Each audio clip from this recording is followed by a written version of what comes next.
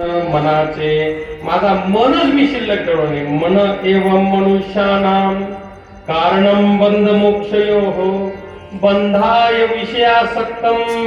मोक्षे निर्विषयम स्मृतम हो मन करा रे प्रसन्न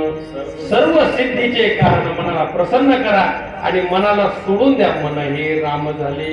मन हे राम झाले प्रवृत्ती ग्रासोनी निवृत्तीसी आले म्हणून मन शिल्लक राहिले नाही पाहिजे मनामुळे दुःख आहे इळबराने वर्णन केलं ना असं झालं म्हणजे तयाची देवीची कृपा केली भ्रांती निरसली बुद्धीची आपल्या या कॉलनीमध्ये अतिशय सुंदर गेल्या 28 वर्षापासून हा अखंड हरिनाम सप्ताह सुरू आहे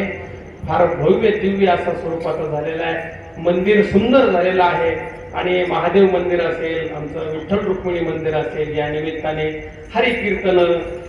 महापुराण वेगवेगळ्या पद्धतीची या ठिकाणी वर्षभर असे उपक्रम सुरू असतात या अनुषंगाने धर्म कार्याला आपण भरभरून मदत केली पाहिजे आताच महाराजांनी सांगितलं की 1100 रुपयाचं सेवा नारळ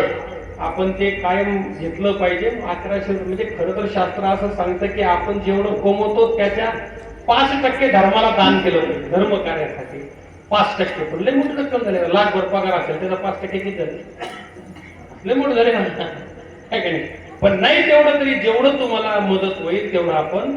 केलं पाहिजे निदान 1100 रुपयाचं नारळ आपण आमचे फराडकर महाराज असतील किंवा जे काही सप्ताह समितीची मंडळी असतील त्यांना दिलं पाहिजे